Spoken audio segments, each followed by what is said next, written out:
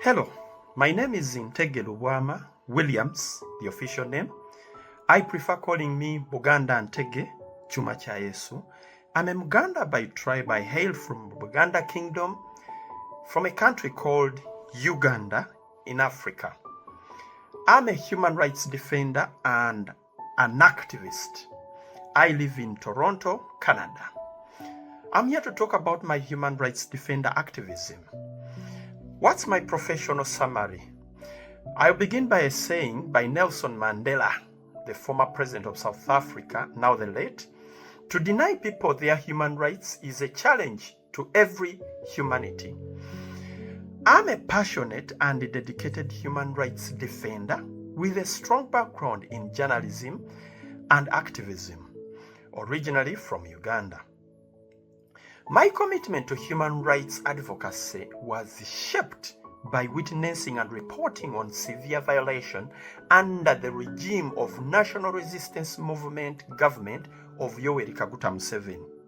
My investigative work was repeatedly censured, leading to multiple arrests, torture, threats to kill, and persecution at the hands of different security forces in Uganda.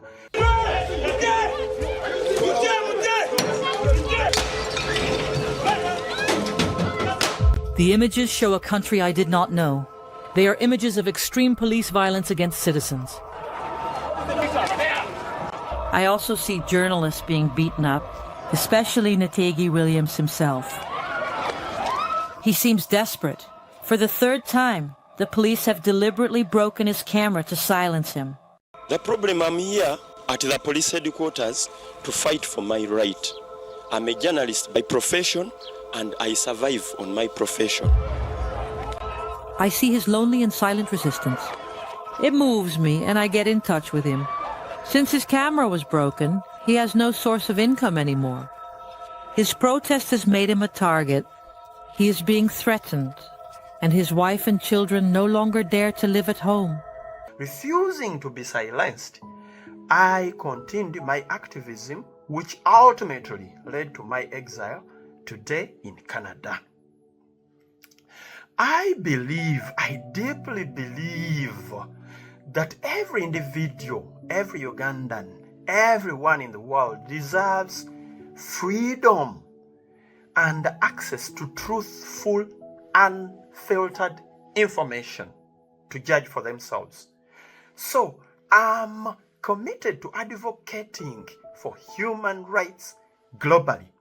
I actively seek opportunities to participate in international trainings and conferences to enhance my skills and contribute to defending human rights worldwide.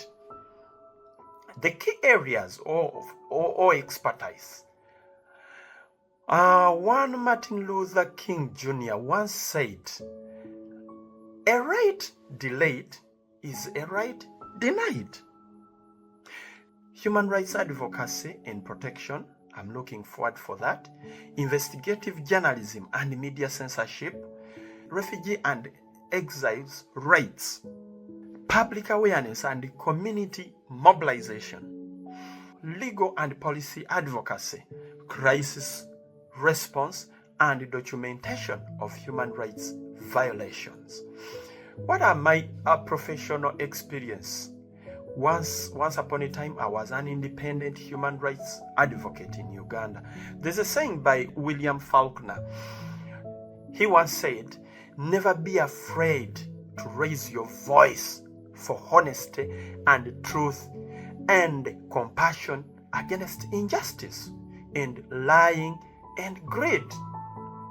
So one, we are supposed, as human rights defenders and activists, we are supposed to expose human rights violation and government censorship in Uganda and other governments. We are supposed to document and report cases of abuse, advocating for injustice and accountability. We are supposed to provide and support awareness to victims of oppression and persecution. Well, as a former journalist in Uganda, these are some of the oppressions I went through. There's a saying by Eli Wesley. He once said, "There may be times when we are powerless to prevent injustice, but there must never be time when we fail to protest." All right, this is what we should go through. This is what we should do. We should investigate and report on human rights abuses, political repression, and corruption. I've faced multiple arrests and detention, threats to kill, threats on my family for covering sensitive issues in Uganda and worldwide, and even here in Canada.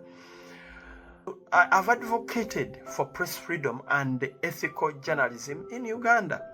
So all those have led to threats against me and my family and my friends worldwide.